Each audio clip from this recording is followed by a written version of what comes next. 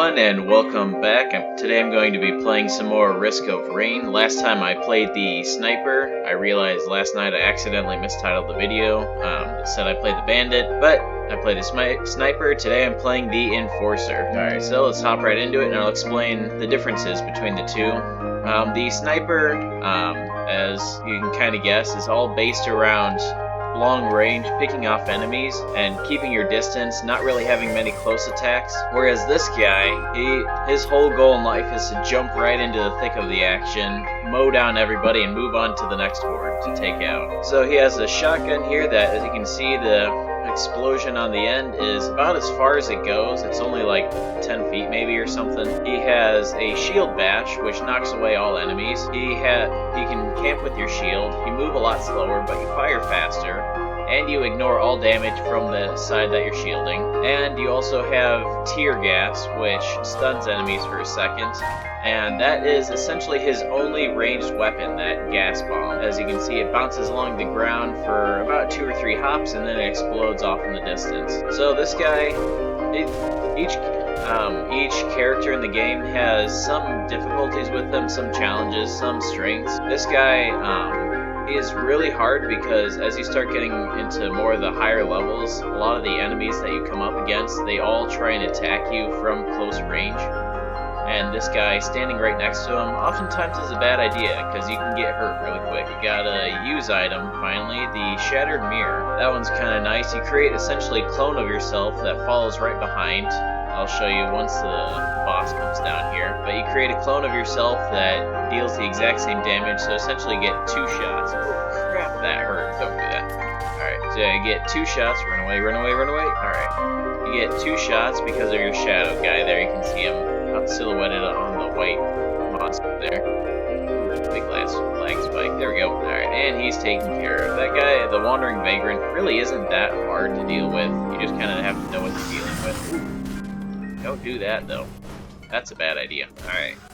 Yeah, the Wandering Vagrant's not too hard. Just watch out for the projectiles and keep moving. Essentially, this whole game, if you stop for any length of time, you're going to die. So just keep moving and you'll be fine. Well, as fine as you can be, really. Alright, I'm going to pick up the syringe here. That'll let me shoot a little bit faster, which is nice. It's just a little bit for the first one, but the effects stack, so if I were to find like 3 more syringes, I can start firing pretty fast, pretty rapid fire.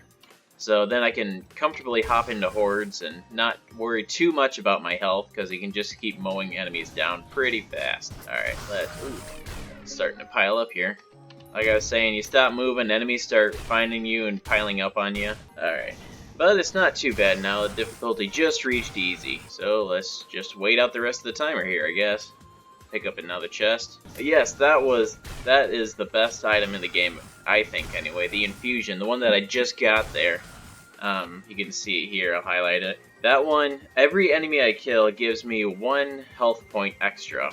So right now I'm at 59, I kill these 2, I go to 61. So that is nice, it permanently increases my health every time I get a kill, which 1 enemy, 2 enemies is not that much, but once you trigger the teleporter, you start getting like 100 enemies or something. And right now I'm only at 74 health, and to reach 174 health by like the next world is almost crucial to winning the game. I've had a very hard time not winning without it, or winning without it.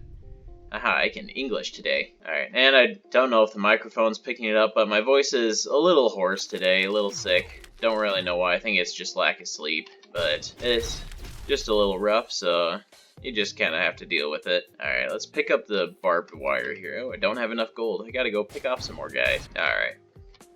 Oh, that's just enough. Perfect. Barbed wire is kind of nice, especially for this guy, just because he does jump right into the middle of things, and the barbed wire deals damage to any enemies that are next to you. So you can hop into a crowd and essentially stun enemies nearby because you have the barbed wire. So it's just a little extra layer of protection. It doesn't work miracles, no item in this game does, but, you know, just a little bit can mean life or death in this game. And like we saw last time, oh crap, that guy hurts. Like we saw last time, all it takes is 1 screw up and 1 good shot and you're dead, and that's it. Doesn't matter if you're fighting the final boss or the first world, like you gotta start over. Alright, starting to get some gold. I'm going to pick up the chest up top. Alright, I'm going to talk a little bit too about the two chests here. It's a good place to talk about it. You can see one here is $69 and one is 138 gold. Usually the cheaper chests will give you worse tier items. I said last video there was 3 tiers, I believe. There's white, there's green, there's red. There's also the 4th tier orange, which is the use items there. But normally you want to try and save up for the better items. I've seen chests like that, the more expensive one, that have pretty bad items, white tier. And I've also seen the cheap chests have red items, some of the best ones in the game. So you can't rely too heavily on the fact that more expensive chests have better items. But it's usually a good rule of thumb in this. Alright, let's just keep going. We gotta find that teleporter. I'm a little worried I've started wasting too much time. Oh boy, that's a lot of missiles. Let's not be here. Alright, use the pure gas. There we go. Alright. Should be around here somewhere, theoretically. Oh good. This item, the bustling fungus. This one, if you stand still for, I believe, 2 seconds, it will actually heal you quite a bit as you level up. I'm going to pick up some more barbed wire. But the bustling fungus will actually heal you if you stand still. I'll try and show you here. You can see there's little green mushrooms that pop up around your character. Oh no, that's bad. Let's get away, get away, get away. Run, run, run, run, run. This is bad. Ah, oh, come on, man. Alright. Well, crap. That's unfortunate. I'm gonna try playing again. Shoot, that was a good loadout too, man. That sucks. Well, we gotta start from ground zero, I guess. Great. Alright, so, starting back over, no items, barely any gold. Let's find that teleporter. Yeah, I was thinking for these videos with the Risk of Rain one, thinking it'd be kind of fun to go through each character and try and get a win with each one. I'm not gonna like play one character over and over and over if I can't get it. Like some characters I'm not very good at, and some, like the one I'm playing now, just aren't the best for trying to get a win. If you're playing multiplayer, this game does have it, but if you're playing a multiplayer version, the Enforcer is nice because he can act as like a bodyguard to the rest of the group. But, excuse me, but on his own, he's not very good. So I'm not gonna religiously play him episode after episode until I get a win. I've done it, but it takes like 2.5 hours. And I don't really feel like editing a video like that right now, and I'm sure you guys don't feel like watching that. So, we're just gonna try, give it a good A effort, but if you don't get it, you don't get it. Alright, and with the Colossus, one thing to watch out for is actually every once in a while, he'll just clap his hands and summon another rock golem guy, the gray guy running in the field of lizards there. He'll summon a new one each time he claps his hands, so you want to make sure to take him out pretty quickly. He really doesn't hurt too much. It's not too bad. You just have to watch out for him stomping you or clapping you, and he's pretty slow about it too, so it's not really too hard. Just kind of watch out. Don't be an idiot. And you can take him out pretty easily. The trouble is, once you start getting later in the game and bosses start spawning pretty quick, he can actually just start summoning a mob of the rock golems here. And if you're fighting off 2 magma worms or something, and then he just keeps spawning enemies right behind them, they can pile up really fast. And if you don't have the items to deal damage fast enough, you just won't be able to clear out the enemies well enough. You just kind of have to find a corner and camp there with your back to the wall, just praying that you can survive till the teleporter time runs out. Alright. We're already on easy difficulty. Oh good, found a little sentry drone guy. They really help the Enforcer here too. Oh, I didn't realize I had actually activated the teleporter. Silly me. Almost done. Yeah, I thought I was still looking for it. Oops. Alright, 2 more guys to take care of. Alright, I'm just one more guy. I'm going to buy this drone here. I found it's a little cheap, but if you get a horde of drones behind you, you start becoming untouchable later in the game. Because because they can deal so much damage in groups. So sometimes if I'm playing for fun and just want to challenge myself, I'll try no drones, but with the Enforcer guy, he's not really good, like I was saying. So having the drones is really nice. Alright, let's go get back to that teleporter. Alrighty, on to the next world, the Damp Caverns. I don't think I went here last time. I think it was only the purple level. Forget what that's called. Yeah, as you can see, the drones just kill the enemies before I can even get there. So they are nice in that regard. You just keep walking. And because they're killing the enemies, they get the gold for you and the experience, so you don't have to worry about killing them, as opposed to like your drones killing them and them because you didn't get them no experience or whatever. If the enemy dies, that's when they give you golden experience.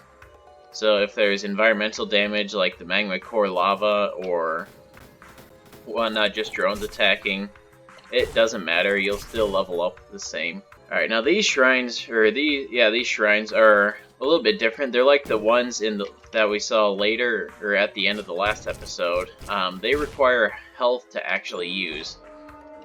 So right now it says it needs 72 health. If I were to activate it, it would actually kill me. And the game, at least they're nice enough that they programmed it. If you don't have at least one more hit point then the health shrine requires, it will not let you activate it.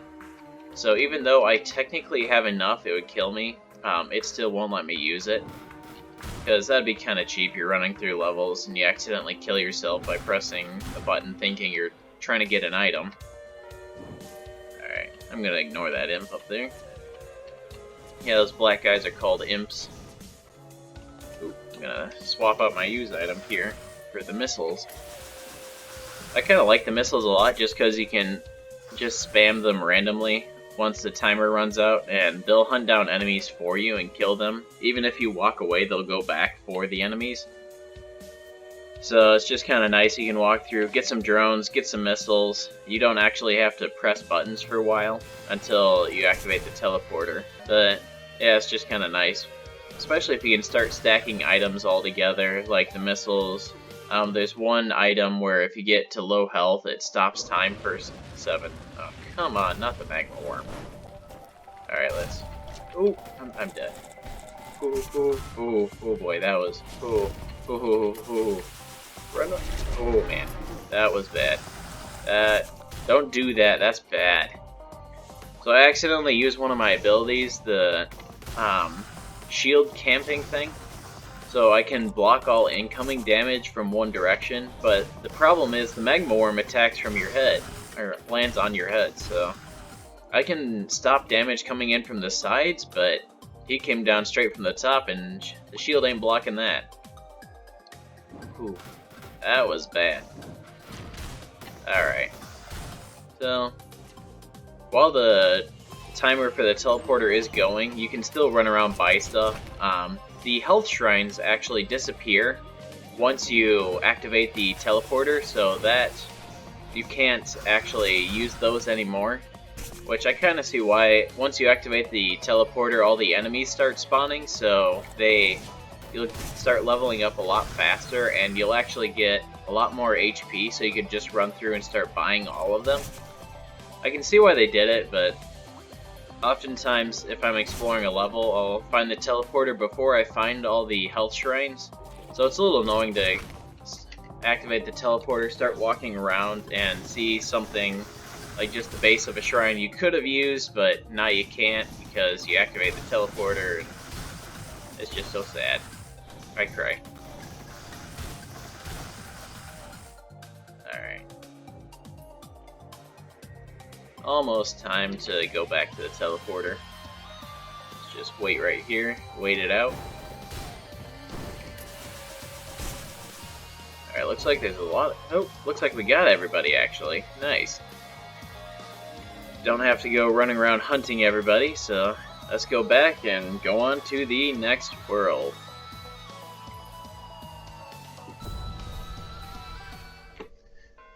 Ooh, Ancient Valley.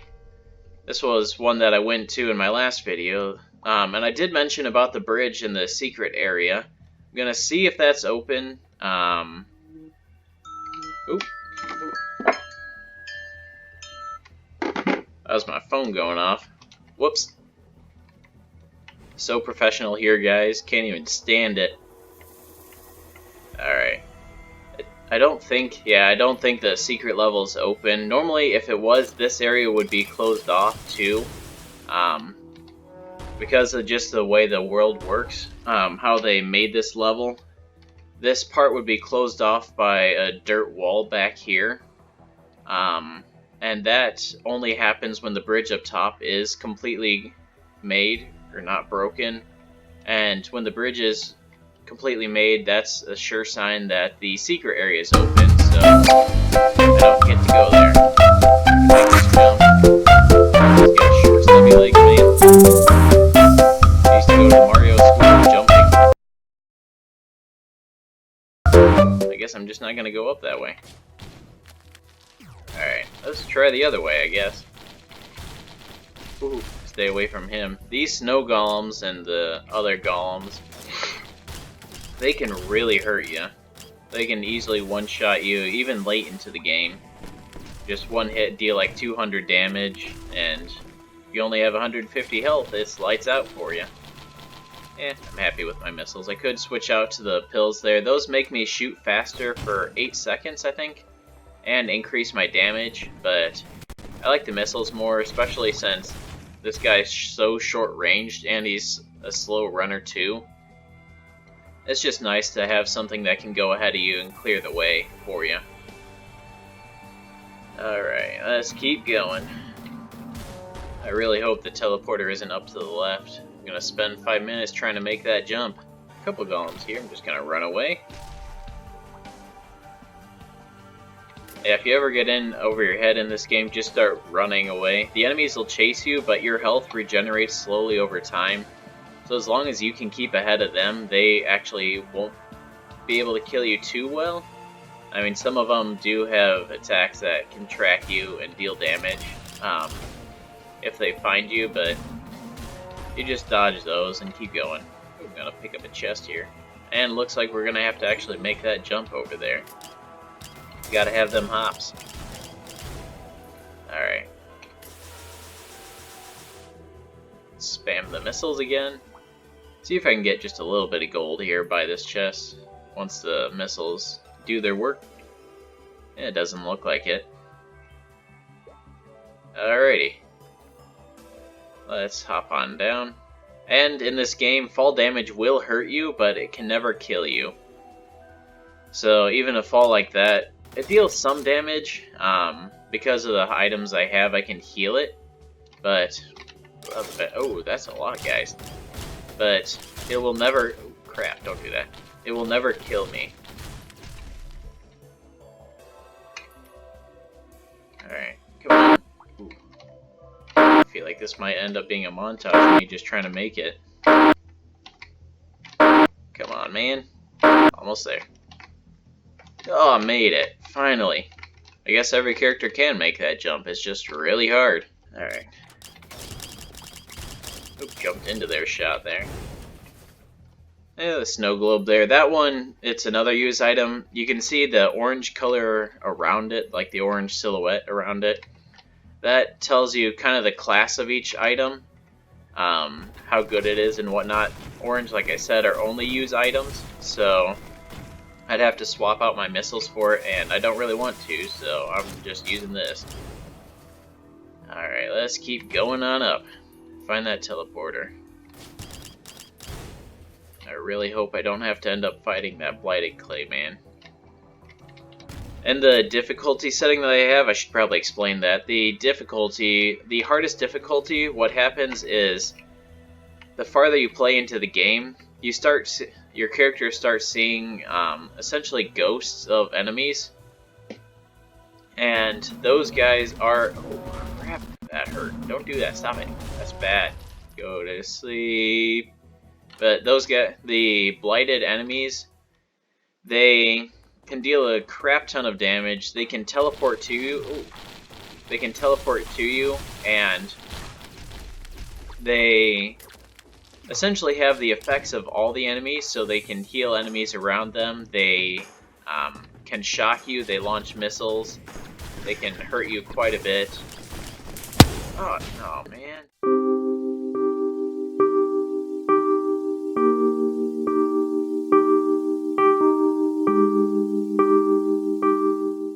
Crap the bed. Yeah, the blighted enemies are really hard. I guess I'm gonna call the episode here.